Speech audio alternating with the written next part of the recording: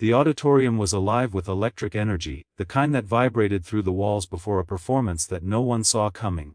Cameras rolled, audience murmurs filled the air, and beneath the glimmering lights of America's Got Talent stage stood a young man from the Philippines named Marco. He looked nervous but determined, his gold jacket shimmering under the spotlight like a tribute to a legend.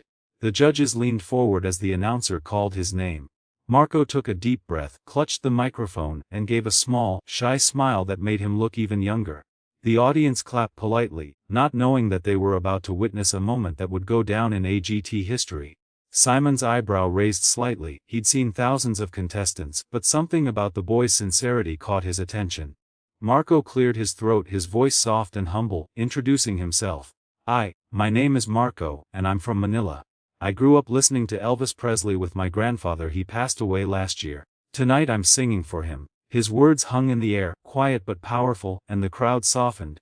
He adjusted the mic stand, nodded at the sound technician, and as the first gentle strum of the guitar echoed through the speakers, the air shifted. When he opened his mouth, a deep, rich voice filled the room, smooth as honey, warm as velvet. It wasn't just imitation, it was reincarnation. The crowd gasped audibly. Marco's voice carried a haunting familiarity, almost as if the king himself had stepped onto the stage again. The camera zoomed in on Simon, whose face transformed from mild curiosity to genuine disbelief. Heidi covered her mouth, her eyes wide, and Sophia whispered something to Howie, both stunned by the uncanny tone that echoed through the hall. Marco's eyes were closed as he sang, lost in the melody of "Can't Help Falling in Love." Each word dripped with emotion, every note perfectly placed, and the purity of his sound reached deep into the hearts of everyone watching. The camera cut to the audience. A woman wiping tears, a man mouthing, "Wow," a child clapping to the beat. Marco's voice swelled with each chorus, strong yet gentle, carrying years of passion, pain, and devotion. When the final note faded, he opened his eyes, breathing heavily, and for one breathtaking moment silence blanketed the room. Then, like a wave breaking against the shore, applause erupted. The crowd rose to their feet, cheering wildly. Marco's hand shook as he lowered the mic, overwhelmed. The judges exchanged glances that said everything: shock, admiration, disbelief. Sophia leaned forward, still clapping, laughing out loud. "How did that voice come out of you?" she shouted over the crowd noise. Marco blushed deeply, unsure how to respond, his eyes glassy with tears. Heidi leaned toward her microphone, her voice full of warmth. "You brought Elvis back tonight. I closed my eyes and I could feel him." The crowd screamed louder, chanting his name. Marco put a hand over his heart, whispering "thank you" again and again. Simon, however, sat quietly, studying him, his expression unreadable. When the applause died down slightly, Simon finally spoke. "Marco, I'll be honest. I don't usually like tribute acts, but what you did tonight wasn't imitation, it was transformation. You took a legend's soul and made it yours. That was extraordinary." The audience exploded again, louder this time, chanting, whistling, cheering. Marco covered his face, unable to hold back the tears that finally fell. He started to thank the judges, his voice trembling, but before he could finish, Heidi stood up suddenly. The entire theater gasped. She reached out, slammed her hand down on the golden buzzer. The familiar chime echoed through the arena, and in an instant, golden confetti rained from the ceiling. The crowd screamed in euphoria, the stage glowing with brilliant gold light. Marco dropped to his knees, overcome with emotion, hands trembling as he looked up at the sky of falling glitter. Tears streamed down his face as he mouthed, "Thank you."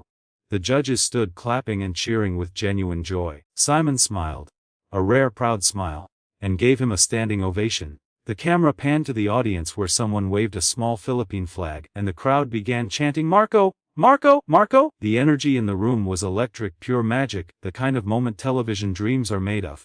Marco looked around as if he couldn't believe what was happening. The stage lights reflected in his teary eyes as he whispered into the microphone, "This is for you, Lolo." It was a short, quiet line, but it melted every heart in the theater. When the show ended that night, the energy didn't fade. It spread. By the next morning, the world had seen what happened. The clip of Marco's performance hit YouTube and social media within hours. The thumbnail showed him mid-song, bathed in gold confetti, and the title read, "Filipino Elvis Stuns the World. Golden Buzzer Moment You Must See." Within minutes, views skyrocketed. 1 million, 5 million, 10 million, comment sections flooded with love. Elvis would be proud. "I can't stop replaying this voice gave me chills." People from every corner of the world were united by one sound, Marco's.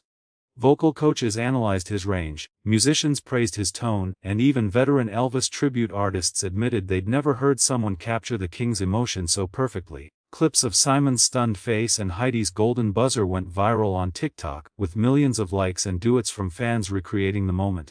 For Marco, life changed overnight. He woke up in his small apartment in Los Angeles, phone buzzing nonstop. His Instagram followers had jumped from a few hundred to hundreds of thousands. News outlets from Manila to London were calling him the Filipino Elvis who revived the king. He sat by the window, still wearing that same gold jacket, scrolling through the flood of love pouring in. On his phone screen were hundreds of comments written in every language imaginable.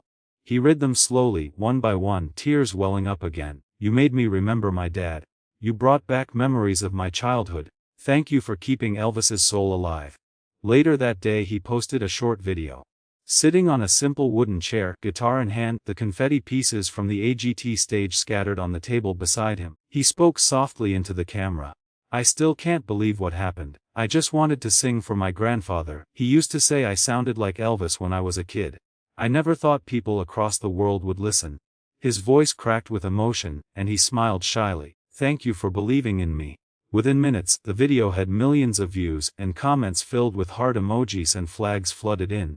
A news anchor's voice played over a montage of his performance, saying, "A humble street singer from Manila captures the world's heart on America's Got Talent." Back in Manila, old friends and neighbors gathered around TVs and phones, watching the replay with pride. An old woman wiped her tears, whispering, "He did it." Kids in schoolyards sang Elvis songs with new excitement. The story spread not just as a tale of talent, but as a message of hope, proof that even from humble beginnings, dreams could rise higher than the stars. Marco's family called him on video, crying and laughing at the same time. His mother said, "Your grandfather is smiling in heaven." He could barely reply through his tears.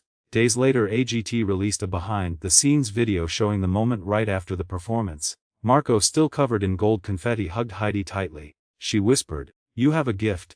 Never lose it." Simon shook his hand and told him quietly, "You're going to go far, son." The audience backstage clapped and hugged him as he walked by, still dazed, still trying to process the magic that had unfolded. Months passed, and the clip continued to dominate online trends. His name appeared on talk shows, in interviews, and on morning television. Every time someone replayed that moment, they could feel the same warmth, the same power in his voice. It wasn't about impersonation. It was about resurrection, a reminder of what music can do when it comes from the heart. Fans began calling him the Golden Voice from Manila. Elvis fan clubs worldwide reached out to him, inviting him to perform. One night he stood on a small stage again, this time not in competition, but in gratitude. As he sang under soft golden lights, he looked up and whispered once more, "For you, Lolo." Somewhere between dreams and destiny, Marco had brought the past back to life and given it a new home. The voice of Elvis found its echo in a humble boy from the Philippines, and the world stood still to listen.